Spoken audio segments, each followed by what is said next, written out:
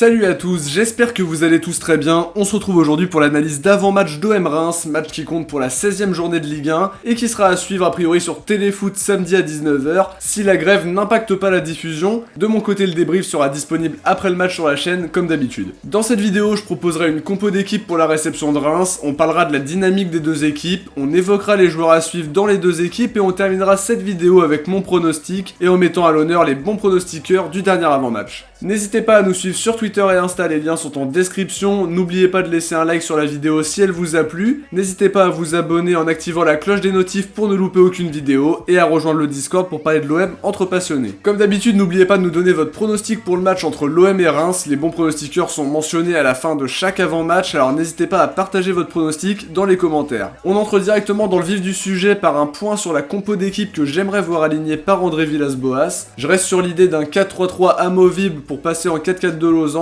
Dans les buts, Mandanda sans surprise, Nagatomo à gauche puisque Amavi ne sera sûrement pas disponible après sa blessure contre Rennes, Sakai à droite, Alvaro et Chaetatsar alignés en charnière, Camara en sentinelle avec devant lui au milieu Rongier et Cuisance, devant on retrouverait le trio Payet, Benedetto, Thauvin. Dites-moi ce que vous pensez de cette compo les amis, est-ce que vous aviez pensé à d'autres choix? N'hésitez pas à nous donner votre avis. Pour analyser la dynamique des deux équipes, on va commencer par l'équipe qui reçoit, l'OM qui était sur une super série, malheureusement brisée en partie par un fait de jeu et l'inexplicable expulsion de Pape Gueye sur un deuxième jaune plutôt généreux. Toujours est-il qu'avant ce carton rouge, l'OM était encore une fois bien dans son match. C'est une bonne nouvelle puisque les matchs se sont beaucoup enchaînés ces derniers temps. Certes, la trêve va faire du bien, mais l'équipe est plutôt en forme physiquement, bien dans l'état d'esprit, très bien dans l'envie et qui est une équipe relativement solide défensivement. Le match contre Reims c'est une bonne chose pour espérer dérouler et gratter des points. Il y a toujours ces deux matchs en retard, même si a priori c'est Clément Turpin qui va nous arbitrer contre Lens. Pas sûr qu'on gagne avec ça. En tout cas, sur le plan comptable, on est toujours bien. En cas de double victoire sur ces matchs en retard, on passerait leader, mais rien n'est fait, attention. Faut continuer à engranger les points comme on a su le faire sur les derniers matchs de Ligue 1. Faut bien combiner, etc. dans le jeu. Faut faire en sorte que vraiment on ne fasse pas un non-match. Faut continuer comme on a su le faire sur les derniers matchs de Ligue 1. Si on écarte le match contre Rennes qui me reste en travers de la gorge. En tout cas, l'équipe rassure et s'est remise en question. Je suis optimiste, même s'il faudra pas de relâchement bien évidemment. On sait aussi qu'on peut jongler entre les systèmes. Contre Rennes, on a pu passer à 5 derrière. On peut jouer en 4-3-3, on peut jouer en 4-4 de losange. Cette diversité va être un vrai atout pour nous. Il faut par contre en tout cas faire vraiment un résultat contre Reims, ce genre de match étant largement à notre portée. Du côté du stade de Reims, la saison est très compliquée. Déjà, ils sont classés 17ème à seulement 4 petits points de Dijon qui est la lanterne rouge actuellement. Après avoir battu Strasbourg début novembre, ils ont enchaîné 5 matchs sans victoire, un nul 4 partout dans un match spectaculaire contre Lens, une défaite 1-0 contre Nîmes, une défaite très sèche contre Lyon 3-0, un nul contre Nice à la maison 0-0, une défaite à Brest 2-1. Ils se sont au moins un peu rassurés contre Nantes en s'imposant 3-2 à domicile sur le dernier match, une victoire qui va leur faire du bien au moral, surtout quand on voit la mauvaise dynamique de l'équipe, qui n'arrive pas à reproduire la bonne saison 2019-2020 où ils ont fini à la 6ème place, et ce qui leur a donné le droit de jouer les barrages de l'Europa League. Cette saison pour le moment c'est le maintien qui va être le premier objectif, même s'il faut pas exclure qu'ils puissent remonter évidemment. L'équipe a de la qualité, Abdelhamid en défense, Ghislain Conan à gauche, l'ancien romain Valon Berisha, Mathieu Cafaro et Zeneli aussi. Devant ils sont plutôt très bien fournis avec Boulaïdia d'une part et d'autre part El Bilal Touré qui ont été deux cibles pour le mercato. Je veux aussi accentuer sur cet aspect offensif intéressant avec la présence du jeune Nathanaël Mboukou, un joueur que je trouve vraiment très prometteur et qu'on a pu voir avec l'équipe de France U18. C'est une équipe en mal de confiance certes, mais qui a un effectif de qualité, même si tout n'est pas parfait. On passe maintenant aux joueurs à suivre de chaque côté. On commence par le joueur à suivre du côté de l'OM et je dirais Dimitri Payet. On l'a vu revenir bien mieux, on l'a quand même connu cette saison avec un début de saison très compliqué. On le sent revenir de mieux en mieux. Il a montré de bonnes choses sur le dernier match et j'ai bien envie de le voir dérouler contre Reims où il peut vraiment faire la différence et s'éclater. Côté Rémois, le joueur à suivre, je dirais Boulaïdia. On en a beaucoup parlé cet été au rang des rumeurs mercato et cette saison il fait vraiment le travail avec 8 buts depuis le début de saison. Aucun but à domicile, ce qui est un peu étonnant, mais à l'extérieur il est parfaitement à l'aise. J'aurais pu citer El Bilal Touré qui a un potentiel énorme mais fallait en choisir un et j'ai opté pour Boulaïdia. N'hésitez pas à nous donner vos joueurs à suivre dans les deux équipes, c'est toujours intéressant de connaître votre point de vue. On passe maintenant à la section pronostic et je vais miser une victoire 3-0 de l'OM. Je pense qu'il y a la place pour vraiment dérouler, surtout contre une équipe de Reims en mal de confiance. Certes ils seront surmotivés, mais si on joue notre football et qu'on est sérieux, ça devrait bien se passer. Faudra pas faire un non-match en tout cas, sinon Reims saura en profiter. Pour les buteurs, j'attends Benedetto et Thauvin qui doivent continuer leur bonne entente pour convertir les occasions de but. Avant de terminer cette vidéo, on va revenir sur les bons pronostiqueurs du dernier avant-match. C'était Rennes OM 2-1 score final, personne n'a trouvé le bon pronostic cette fois-ci, mais n'hésitez pas à nous donner votre prono pour OM Reims pour être mis à l'honneur à la fin de la vidéo du prochain avant-match. On arrive déjà à la fin de cette vidéo les amis, merci à tous de l'avoir regardé. Si elle vous a plu, n'oubliez pas le pouce bleu et de vous abonner pour être au courant de chaque sortie de vidéo. On se retrouve samedi pour analyser OM Reims. Ciao, portez-vous bien et surtout allez l'OM.